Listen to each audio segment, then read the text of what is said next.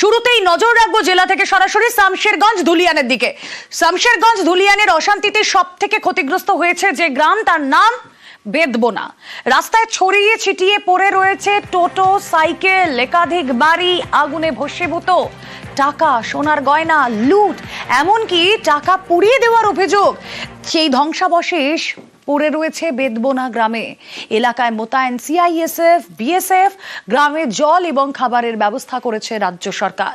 ক্ষতিগ্রস্ত বাড়ির সমীক্ষা করছেন সরকারি আধিকারিকরা। সেই ছবি আপনাদের সামনে রাখছি। বেদবোনা গ্রাম সব থেকে বেশি যে গ্রাম ক্ষতিগ্রস্ত, স্থানীয়দের চোখে মুখে আতঙ্ক স্পষ্ট। যে ছবি আপনারা দেখছেন হাতে নিয়ে দাঁড়ানো, না এগুলো শুধু ছাই নয়, পুড়ে গিয়েছে টাকা। ক্ষয়ক্ষতির সমীক্ষা করছেন সরকারি আধিকারিকরা। আসুন সরাসরি চলে যাই, আমাদের প্রতিনিধি আবির ঘোষাল রয়েছেন সঙ্গে। আবির, সব থেকে ক্ষতিগ্রস্ত যে গ্রাম বেদবোনা, আমরা ছবি দেখালাম, সেখানে স্পষ্ট ক্ষতির পরিমাণ ঠিক কতটা? তুমি তো ঘুরে দেখলে গ্রাম, কি নজরে এলো?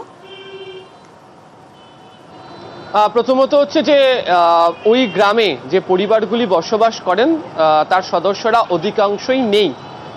কয়েকজন হচ্ছে শনিবার বিকেলের পর থেকে তারা চলে গিয়েছিলেন নদীর ঠিক উল্টো পারে মালদা হতে, যদিও কয়েকজন আবার সেখান থেকে ফেরত চলে এসেছেন এবং নিজেদের বাড়িতেও তাদের এখন থাকার জায়গা নেই। রিলিফ সেন্টার সেখানে চালু করা হয়েছে, খাবার দেওয়া হচ্ছে, রাজ্য সরকারের তরফ থেকে পানীয় জলের ব্যবস্থা করে দেওয়া হয়েছে। এছাড়া হচ্ছে আজকে আমরা দেখলাম যে সরকারের বিভিন্ন কর্মীরা সেখানে গিয়ে পৌঁছচ্ছেন, কথা বলছেন সেখানকার বাসিন্দাদের সঙ্গে, কার বাড়ির কতটা ক্ষতি হয়েছে সে সংক্রান্ত বিষয় নিয়েও তারা দেখাশোনা করছেন। বেশ কতগুলো বাড়িতে পৌঁছেছি, বাড়িতে কোনো কিছু অবশিষ্ট নেই, কোনো কিছু মানে কোনো কিছুই অবশিষ্ট নেই। একটি বাড়িতে যে ধরনের নিত্য প্রয়োজনীয় জিনিসপত্রের দরকার পড়ে তা তো নেই।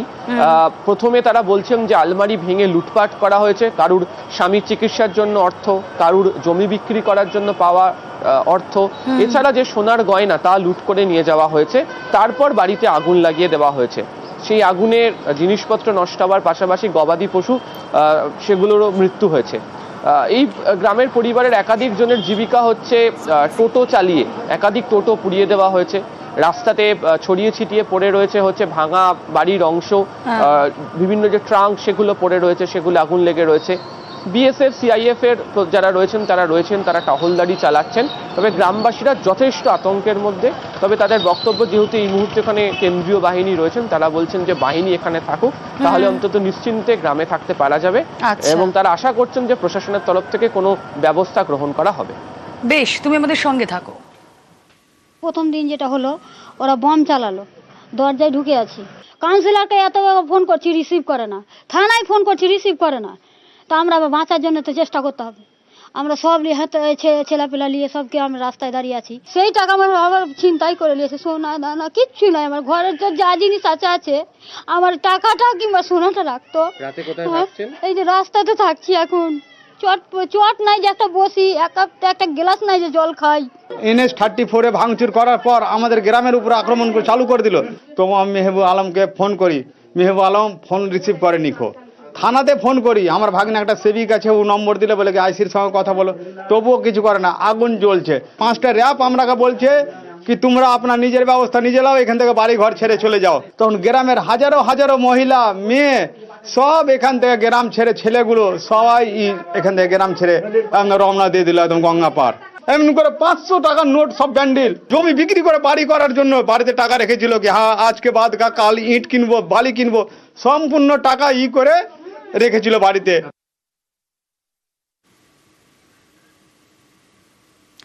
অশান্তিতে আটকে টাকা। ধুলিয়ানে টাকাহীন এটিএম, একাধিক এটিএম, সেখানে কোনো টাকা নেই। ভোগান্তির শিকার সাধারণ মানুষ। নেট বন্ধে ইউপিআই করাও সম্ভব হচ্ছে না। আমরা টাকার জন্য দৌড়ে বেড়াচ্ছি, টাকা থেকেও না খেয়ে মরতে হবে, এরকম পরিস্থিতি এখন। টাকাটা খুব প্রয়োজনীয়, এখন আমাদের হাতে টাকা নেই, তো আমাকে ব্যাংক থেকে তুলতে হবে। তো যেটি আছে ওটি তো উঠছে না, এটা তো কাজ করছে না, নেট বন্ধ আছে। এটিএম ভরসা, এটিএম এ ঢুকে কিছু পাচ্ছেন? কিচ্ছু পাচ্ছি না, শব্দ বন্ধ। কতগুলো এটিএম ঘুরলেন? প্রায় 3টে মতো হলো, 3-4টে। কোথাও নেই? না, এখন কারো কাছ থেকে ধার করতে হবে। অশান্তির কারণে শামশেরগঞ্জ, ধুলিয়ান, সুতি, জঙ্গিপুর মহকুমার একাধিক জায়গাতে বন্ধ রাখা হয়েছে ইন্টারনেট। ফলে স্বাভাবিকভাবেই যারা এখানকার বাসিন্দারা রয়েছেন তারা ইউপিআই ব্যবহার করার কোনো সুযোগ পাচ্ছেন না। এই একমাত্র তাদের ভরসা হচ্ছে যে কোনো এটিএমে গিয়ে টাকা তোলা। যদিও এটিএমে গিয়েও তাদেরকে হয়রানির শিকার হতে হচ্ছে, তার কারণ কোনো এটিএমই গত কয়েকদিন ধরে এসে কেউ টাকা ভরে দিয়ে যায়নি, অর্থাৎ যে সংস্থায় কাজগুলি করে। ফলে যে সমস্ত মানুষরা এটিএমে আসছেন তাদেরকেও ফিরে যেতে হচ্ছে। যদিও পুলিশের তরফ থেকে বলা হচ্ছে যে তারা বিভিন্ন ব্যাংকিং সংস্থাগুলোর সাথে কথা বলছে এবং যারা এই এটিএমগুলিতে টাকা ভরার কাজ করে তারাও যাতে সেই প্রক্রিয়া দ্রুত শুরু করতে পারে সেদিকে দেখবে। ধুলিয়ান এমনিতেই একটি ব্যবসায়িক একটি জায়গা, ফলে এটিএম এর প্রয়োজনীয়তা এখানে প্রচন্ড রকমেরই রয়েছে। তবে এই অশান্তির কারণে সেই এটিএম ব্যবহার করারও কোনো সুযোগ নেই। অসিত দাসের সাথে আবির ঘোষাল, নিউজ 18 বাংলা, মুর্শিদাবাদ।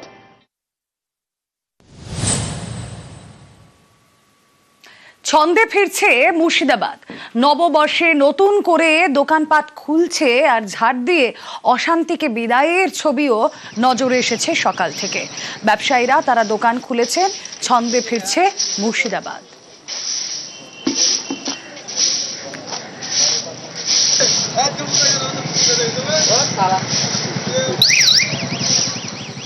অন্যদিকে নববর্ষে ছন্দে ফিরছে ধুলিয়ান, শামশেরগঞ্জ। আতঙ্ক কাটিয়ে খুলেছে একাধিক দোকান। প্রশাসনের পদক্ষেপে খুশি ব্যবসায়ীরাও। পরিস্থিতি তো আপনার প্রশাসন থেকে বলছে যে কি দোকানপাট খুলুক, আমরা তাই দেখে একটু আসলাম বাজারের দিকে যে কি না সব কিছু কিছু দোকান খুলেছে। তো আমরা দেখলাম যে না একটু দোকানটা খুলি, আশা করি স্বাভাবিক হয়ে যাবে। প্রশাসনিক দিক দিয়ে ভালো হেল্প আছে। হয়তো কোনো রকম বিভ্রান্তি কোনো কিছু হয়েছে, কিন্তু আমাদের ধুলিয়ানের লোক বা ধুলিয়ানের আশেপাশের লোক আমরা কেউ কিছু কোনোদিন করিনি। আমরা একসাথেই আছি। হিন্দু বন্ধুরা আমাদেরকে ফোন করে খবর নিয়েছে, আমরাও নিয়েছি। খুব সুস্থ পরিবেশে আছি। প্রশাসন আমাদের সঙ্গে খুব সাথে দিয়েছে। কিছু সব ছোটো মোটো যেগুলো দোকান আছে, খাওয়া দাওয়ার যেগুলো নিত্য প্রয়োজনীয় জিনিস, ওই সব দেখে এলাম বাজারের ভিতরে সব খুলেছে। হ্যাঁ, আর এগুলো আমাদের যে কাপড় রেডিমেড এগুলো সব বন্ধ আছে। আপনারা খুলবেন কবে? কাল থেকে ভাবছি, যখন নর্মাল হয়ে যাবে, লোকজন চলাচল করবে, অটোমেটিক ওটা স্বাভাবিক হয়ে যাবে। এখানে নববর্ষ বলে কিছু মনে হচ্ছে না এখন এই আতঙ্কেতে।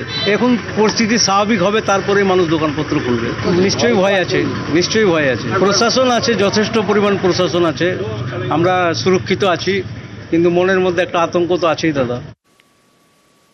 ধুলিয়ানে ঢুকছে পণ্যবাহী গাড়ি। গত কয়েকদিনের তুলনায় আজ রাস্তায় মানুষ, মোড়ে মোড়ে পুলিশ বাহিনীর টহল। অশান্তির অভিযোগে ধরপাকড়ও চলছে নতুন করে। শামশেরগঞ্জে গ্রেফতার 23। বিজেপির বিরুদ্ধে প্ররোচনার অভিযোগ তৃণমূল বিধায়কের। ধুলিয়ান বাজার মঙ্গলবার কিন্তু বন্ধ থাকে, ছুটির দিন। তারপরেও কিন্তু মানুষ দেখছেন যে রাস্তায় নেমেছে, দোকানপাট খোলা হয়েছে। তার মানে কি পুরোপুরি স্বাভাবিক জীবনযাত্রা শুরু হয়েছে। বিজেপির নেতারা উস্কানি ছড়াচ্ছে বিভিন্ন জায়গায়। তারা চাইছে না যে এখানে শান্তিটা হোক, কারণ এটা তাদের খোরাক। মুসলিমরা হিন্দুর পাশে দাঁড়িয়েছে, হিন্দুরা মুসলিমের পাশে দাঁড়িয়েছে। এটাই কিন্তু শামশেরগঞ্জের চরিত্র, ধুলিয়ানের চরিত্র। শান্তিকামী মানুষের সংখ্যা বেশি, সম্প্রীতিকামী মানুষের সংখ্যা বেশি। নববর্ষের প্রথম দিন মুর্শিদাবাদ যেমন ছন্দে ফেরার ছবি ধরা পড়েছে, তেমনি আক্ষেপের ছবিও রয়েছে কিছু। শামশেরগঞ্জে ব্যবসায়ীদের একাংশ দোকান খুললেও হালখাতা সেখানে হয়নি, সেই নিয়ে অনেকেরই আক্ষেপ। তবে আস্থা ফেরাতে লাগাতার এলাকায় মাইকিং পুলিশ প্রশাসনের।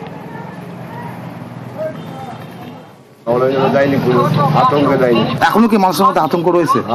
রাস্তাঘাট প্রায় শূন্য, মানুষজন দেখা নেই। হবে, আস্তে আস্তে হবে, বাজার না খুললে হবে না। পয়লা বৈশাখে আমরা সুষ্ঠুভাবে যে পুজো পার্বণ করবো তার কোনো দেখতে পাচ্ছি না। দোকানপাট স্বাভাবিকভাবে খুলেনি, 2-4টা খুলেছে। আতঙ্কের জন্য বেশিরভাগই খুলেনি। পুজো কেউ করছে, কেউ করছে না। আতঙ্ক এখনো আতঙ্কটা কেউ ভয় করছে না। বাজারে কয়েকটা খোলা আছে দোকান, পূজা করালাম, আমরা করেছি, বাকি অনেকে কেউ করেনি, পুজো করেনি।